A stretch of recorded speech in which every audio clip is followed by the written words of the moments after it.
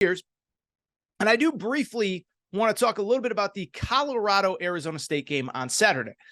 And it was an interesting week at Colorado because really for the first time since probably July, there was just really not a lot of buzz coming out of Boulder. And I think sometimes that's a good thing, right? I mean, it's great to have your program in the spotlight and College Game Day there and Big Noon Kickoff there and The Rock there and Lil Wayne there and Kevin Garnett there and Paul Pierce there. But at the same time, sometimes it's nice to not have as much noise, to block out the noise and to be able to focus on football. And so it was a little bit of a quieter week. It was a little bit of a quieter opponent, and it was certainly a tough game to find, right? It was on the Pac-12 network. None of us get it, whatever. I had an illegal stream. Don't tell anybody. It'll be our little secret. But at the same time, here's what stands out to me coming out of Saturday, Colorado, Arizona State. I assumed once the game went final, look, we're going to talk about it in some way, shape, or form. And when Colorado does get the 27-24 win, I sat there and said, wow, Colorado is 4-2. That is unbelievable. They've exceeded any logical expectation, for this year. That was exciting. That was fun. That was going to be the angle that I discussed coming out of this game. But then I heard what Coach Prime had to say after the game, and I was so blown away. I was so impressed that I think we need to discuss that instead. So let's get to it. Coach Prime went to the podium after a 27-24 victory, right? And this is a game, right? This was a team that won one game last year. This was a team that was picked to win 3.5 games this year. They improved to 4-2 on Saturday. Coach Prime gets his first win as a Pac-12 head coach. You'd think, in theory, that it is a time for a celebration, time to be excited, whatever. Instead, this is what Coach Prime had to say after the victory. Wonderful win, played like hot garbage. And I'm trying to figure this out. Sick of it. I really am. I'm sick of us coming out here and putting forth the effort that we put forth in the first half. We've had really diligent meetings, and we're trying really hard to figure this out because I'm sick of it. I'm sorry. I'm happy about the win, but I'm not happy in the fashion we won it. We're better than that. To which I say, I absolutely love everything about Coach Prime going to the podium and essentially ripping to shreds his team even after a victory. And I think in the process, this guy just busted a lot of myths about him that simply weren't true. Now, look, on the surface level, I get it, right? He's not the first coach to go to the podium after a victory and complain about his team's effort. He wasn't the only one on Saturday. Nick Saban, after they beat Texas A&M in an emotional game, he went to the podium. He was in a little bit of a better mood, but he said something to the effect of, all right, we got some really good stuff that came out of yesterday. It's some really bad stuff. Which do you want to talk about first? Or really good stuff from today, really bad stuff today? So Coach Prime's not the only one, and that's not going to make him a Hall of Famer and an all-time great because he's mad that his team won in ugly fashion on Saturday. But what I do think stood out is a couple things, is that I think it would be easy. It would be easy to lower the standard and to say, you know what? Everybody thought we were going to win 3.5 games. So our over-under was 3.5. Most people thought we were going under and we were going to win 3. And it would have been easy for him to come to the podium and say, I got my receipts, and all you guys told us that we were the worst team in the Pac-12. Well, we're 1-2 in the Pac-12. We could improve to 500 in the league come Friday against Stanford. Instead, what I love is, like I said, I think he did two very important things in the process of doing what he did when he came to the podium. And again, I get it. He's not the first coach to ever be frustrated after a win. But one, I do think he proved that any of these nonsense narratives about him are exactly that. And you know what the nonsense narratives are. That he's just a hype man. That he's not really a coach. That he's not really invested. He's going to leave for another job. He's going to leave for the NFL, even though we've already discussed a million times he's not going to the NFL.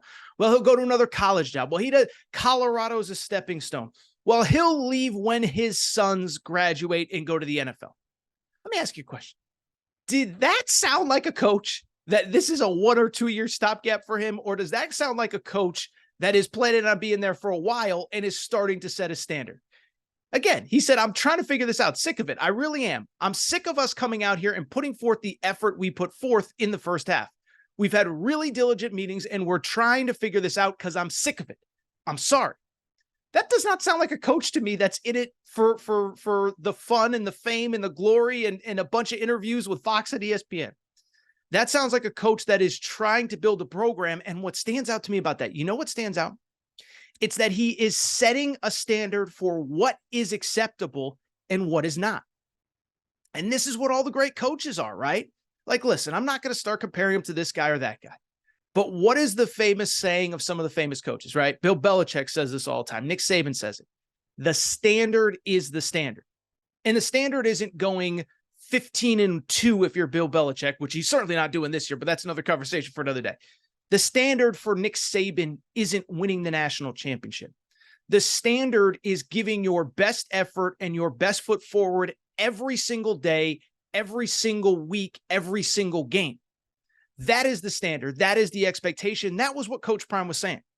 Because it's interesting. This was a totally different message than even a week ago when Colorado lost to USC. He didn't come to the podium and rip his team against USC. I think he knew in his heart of hearts, his guys left everything on the field. They lost by 7 to the eventual Heisman Trophy winner, but they fought like crazy. They outscored him in the second half. And so I just bring it up because just think about the difference between last week and this week, and it speaks to who Coach Prime is. Last week, in defeat, saying, if you can't see us, the improvement that we're making, you are out of your mind. But then on the flip side, this week, yeah, we just won, but that is not acceptable. And so I love everything about it.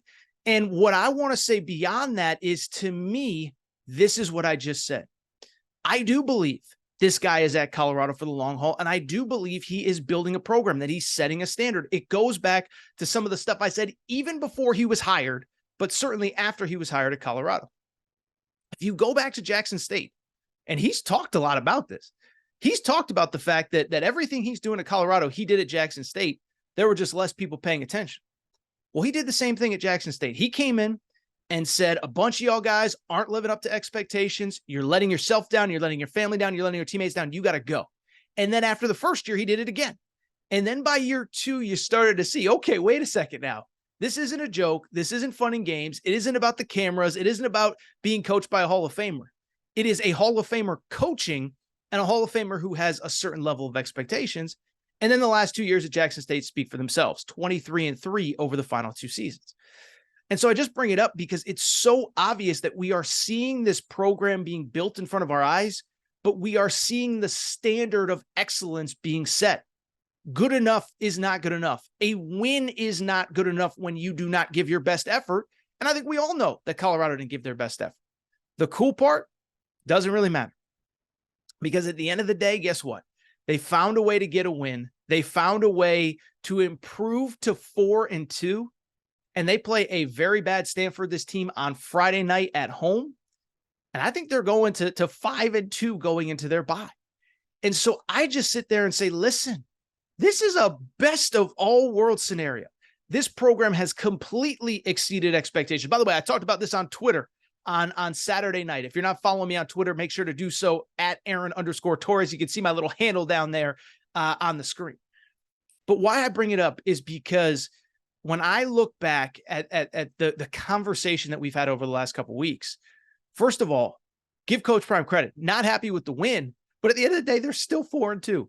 They're still 4-2. They've already surpassed the over-under season win total, and I still think the best is yet to come. I think they're going to win on Saturday or Friday night against Stanford, and then I think from there, they're going to win one of their final, whatever it would be, 5 games to get to bowl eligibility. Then you get all those extra practices. You get to get into recruiting, and you get to start building this thing out. And I'm telling you, man, I cannot wait to see what this program looks like a year from now, 2 years from now, whatever. Because as Coach Prime keeps saying, this is the worst we're ever going to be. You better get us now. But Colorado improving to 4-2 on Saturday. If you enjoyed this video, do me a favor. Make sure to hit the little subscribe button at the bottom of your screen. Also, follow me on social media, Instagram, Aaron Torres Pod on Instagram, Aaron_Torres on Twitter.